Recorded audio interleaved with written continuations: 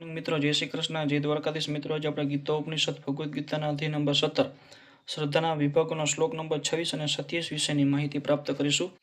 સદભાવે સાધુ ભાવે ચ સત ઇતિ એતત પ્રયુજ્યતે પ્રસન્તે કર્મણિ તથા સત શબ્દ પાર્થ યુજ્યતે યજ્ઞે તપસી દાને ચ સ્થિતિ તત ઇતિ ચ ઉચ્યતે કર્મ ચ એવ તત અથિર્યમ સત ઇતિ એવ અભિધીયતે. અર્થાત પરમ સત્ય એ અભિવ્યક્તિ ભક્તિમય યજ્ઞનું લક્ષ્ય છે અને તે સત શબ્દથી સૂચિત કરવામાં આવે છે. હે પૃથાપુત્ર, આવા યજ્ઞનો કરતા પણ સત કહેવાય છે અને એ જ પ્રમાણે યજ્ઞ, તપ તથા દાનના બધા કર્મો પણ સત કહેવાય છે કે જે પૂર્ણ પુરુષોત્તમ પરમેશ્વરને પ્રસન્ન કરવા માટે કરવામાં આવે છે.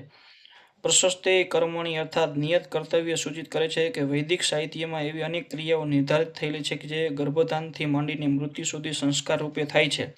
આવા સંસ્કાર જીવનને અંતિમ મુક્તિ માટે કરાય છે. આવી સર્વ ક્રિયાઓની કરતી વખતે ઓમ તત્સત શબ્દોનું ઉચ્ચારણ કરવાની ભલામણ થઈ છે. સદભાવ તથા સાધુભાવ શબ્દો આધ્યાત્મિક અવસ્થા સૂચવે છે. કૃષ્ણ ભાવના મૃતમાં કર્મ કરવા એ સત્વ કહેવાય છે અને જે મનુષ્ય કૃષ્ણ ભાવના મૃતમાં કાર્ય પ્રત્યે પૂર્ણપણે સભાન હોય છે તે સાધુ કહેવાય છે. મિત્રો, આ શ્લોક આપણે પૂર્ણ કરીએ છીએ. નવો શ્લોક, નવો વિડીયો માટે આ ચેનલ લાઇક અને સબસ્ક્રાઈબ કરજો જેથી કરીને તમને નવા શ્લોકની નવી માહિતી મળી શકે. જય શ્રી કૃષ્ણ, જય દ્વારકાધીશ.